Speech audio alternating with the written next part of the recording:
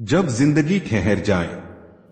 कभी कभी हमारी जिंदगी ऐसी जगह आकर रुक जाती है जहां न आगे रास्ता दिखता है और न पीछे लौटने का साहस होता है। हम थक जाते हैं, शारीरिक रूप से नहीं बल्कि अंदर से। हमारे सपनों के पंख भारी हो जाते हैं, आत्मविश्वास की चोंच झुक जाती है और जज्बे के नाखून टूटने लगते हैं। ऐसे समय में हम सोचते हैं, क्या यही अंत है? लेकिन शायद नहीं।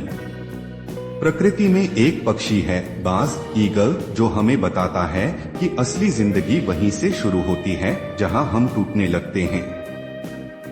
वो हमें सिखाता है कि जब सब कुछ खत्म होता नजर आए तब एक नया रास्ता पैदा किया जा सकता है, अगर हिम्मत हो तो। यह कहानी उसी बाज की है। बाज की दूसरी उड़ान। बाज ईगल की उम्र जब 40 साल के करीब पहुंचती है तब वह एक मुश्किल दौर से गुजरता है।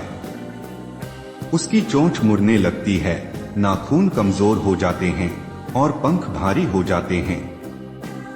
उड़ना, शिकार करना और जीवित रहना मुश्किल हो जाता है।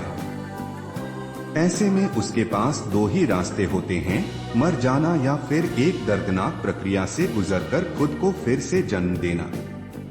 अगर वह दूसरा रास्ता चुनता है तो वह एक ऊंचे पहाड़ की चोटी पर चला जाता है जहां वह खुद को एकांत में रखता है। वहां वह पहले अपनी चोंच को चट्टानों से मारकर तोड़ता है। जब नई चोंच उगती है तो वह अपने पुराने नाखूनों को निकालता है। फिर उन नए नाखूनों से अपने पुराने भारी पंखों को एक एक कर उखाड़ता है। ये प्रक्रिया बहुत पीड़ादायक होती है, शारीरिक रूप से भी और मानसिक रूप से भी। लेकिन लगभग 5 महीने बाद उसके शरीर में फिर से नई चोंच, नए नाखून और नए पंख आ जाते हैं। और फिर वह नई ताकत, नया आत्मविश्वास और नई उड़ान लेकर आसमान में लौटता है। एक बार फिर वो राजा की तरह उड़ता है, ऊंचा और निर्भीक। सीख क्या है इस कहानी से? हमारी जिंदगी में भी ऐसे मोड़ आते हैं जहां सब कुछ थम सा जाता है। पुरानी आदतें, डर, असफलताएं और निराशा हमें जकड़ लेती है।